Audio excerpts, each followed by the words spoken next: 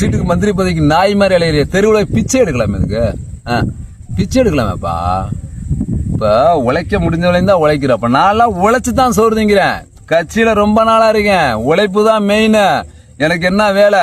கொத்தனார் வேலை செய்வேன், தோட்டத்துக்கு வருவேன், ஆடு மாடு மேய்ப்பேன், பில்லு அறுப்பேன், எல்லா வேலையும் செய்யறான். ஒரு நாளைக்கு ஓயாம உழைச்சுக்கிட்டு இருக்கிறோம் இன்னைக்கும். ஆனா உழைச்சால இன்னும் நாங்க அந்த லட்சியத்தை விட்டு மாறாம இருக்கிறோம். காரணம் என்ன? ஏன் டிவிக்கு ஆட்சிக்கு வந்துருச்சு?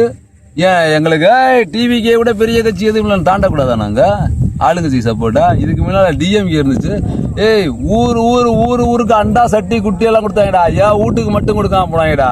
மூளைகட்டம் முட்டா பழகளா நீங்களா? சோத்த திங்களா? சோத்தோட பிய திங்கிறீங்களாடா? நாய கட்சியில கொள்கை பிடிப்போட இருக்கணும்டா. ஒரு மனுஷன்னா 5க்கும் 10க்கும் 1000 நாய் இல்லடா. உன்ன மாதிரி பிச்சைக்கார நாய்கள் இல்லடா. நாங்க கேளு தம்பி. ஃபைனலா இவங்களுக்கு என்னதான் ஒரு முடிவு? ஃபைனலா என்ன முடிவுலாம் கேட்கக்கூடாது தம்பி. இவங்களுக்கு ஃபைனலே இனி எடப்பாடி காலில் விழுந்தா கூட இவங்களுக்கு சீட்டு தரக்கூடாது, கட்சி பொறுப்பு தரக்கூடாது, அப்புறம் இவங்க சம்பந்தப்பட்ட ஆளுகளையும் வச்சுக்க கூடாது. பொதுவா எனக்கு பழக்கப்பட்டவன், நான் அவங்களுக்கு உயிர் நாடியா இருப்பேன், உயிர் தொண்டனா இருப்பேன் அப்படின்னு சொல்றவங்களையும் வச்சுக்க கூடாது.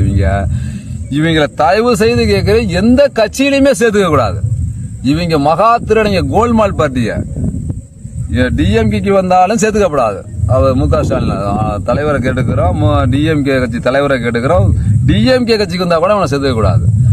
டிவிகேக்கு நான் கட்சியில சேர்றேன் சீட்டு கொடுங்கன்னு சொன்னாலும் சேர்த்துக்க கூடாது. கட்சியில அரசியல் அனாதையே ஆக்கணும். இவங்களை ஒரு கட்சிக்கு நம்பிக்கை துரோகம் பண்ணிட்டு போறான்னு வச்சுக்க. இவ்வளவு நாளா இருந்துட்டு போராடி ஒருத்தரா தம்ம கட்டி அவர் மூஞ்சிக்காங்க விழுந்த ஓட்டா வச்சுக்கிட்டு நான் இன்னொரு கட்சிக்கு ஓட்டு போட போறேன்